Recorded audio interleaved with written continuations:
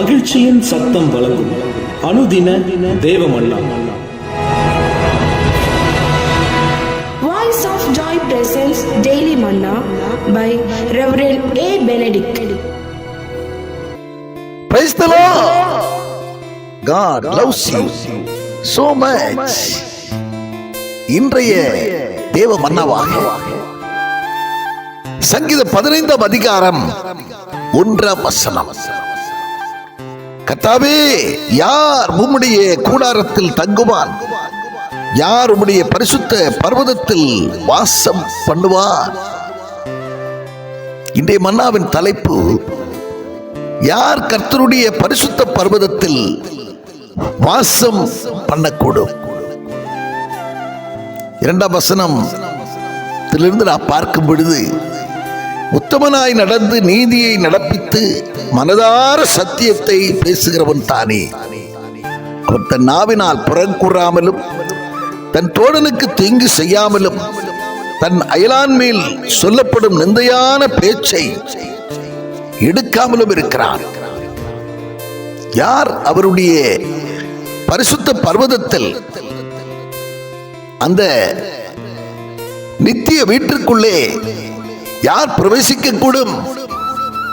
யார் அதற்கு தகுதி உடையவர்களாக இருப்பார்கள் என்று சொன்னால், உத்தமனாய் நடக்கிறவர்கள், உத்தமையாய் நடக்கிறவர்கள்.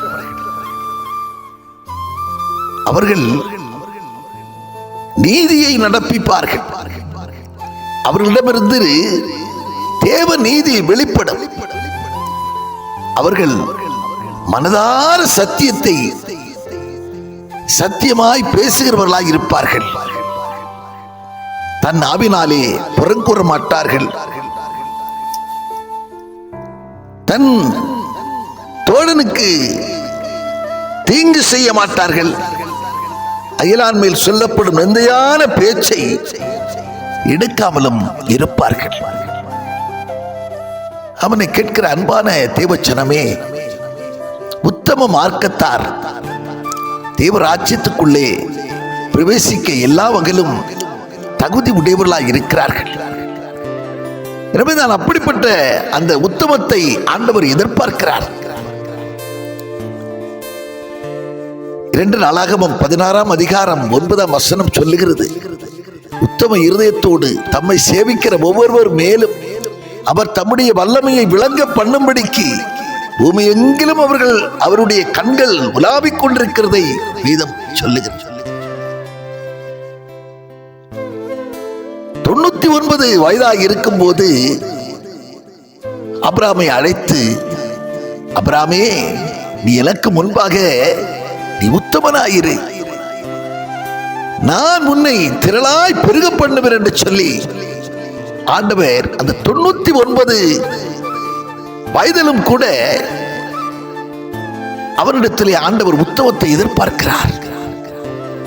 ஆம், கர்த்தரால் நாட்டப்பட்டவர்கள் தங்கள் முதிர் வயதிலும் கனிகளை தந்து அவர்கள் புஷ்டியும் செழிப்புமாய் இருப்பார்கள் என்று வேதம் சொல்லுகிறது. உத்தம மார்க்கத்தார் எல்லா வகையிலும் நித்திய வீட்டிற்கு செல்வதற்கு தகுதி உள்ளவர்களாய் இருக்கிறார்கள். எனவே என்னை கேட்கிற அன்பான தேவச்சனமே, உத்தமமாய் முன் செல்லுங்கள். பலவித சோதனைகள் இந்த உலகத்து நிமித்தம் வந்தாலும் நீங்கள் கலங்காமல், பயப்படாமல், நீங்கள் பெற்றுக்கொண்ட ரட்சிப்பிலே உறுதியாயிருங்கள். உத்தமமாய் முன் செல்லுங்கள். தேவ நீதியை நிறைவேற்றுங்கள். ஏனென்றால் வேதம் சொல்லுகிறது, புசிப்பும் குடிப்பும் தேவனுடைய ராஜ்யத்தை சுதந்தரிக்க மாட்டாது. நீதியும் சமாதானமும் பரிசுத்த ஆவியினால் உண்டான சந்தோஷம்தான் உங்களை தேவ ராஜ்யத்தை சுதந்தரிக்க வைக்கிறது என்று சொல்லி வேதத்திலே பார்க்கிற வண்ணமாக உத்தம மார்க்கத்தாராய், நீதியை நடப்பிக்கிறவர்களாய், யாரையும் குறை சொல்லாதவர்களாய், புறம் சொல்லாதவர்களாய் காணப்படுங்கள்.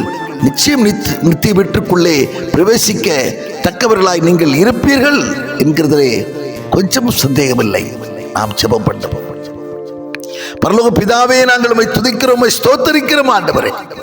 இதனால் நீ கொடுத்த வார்த்தைக்காக நாங்கள் உம்மை துதிக்கிறோம் அப்பா.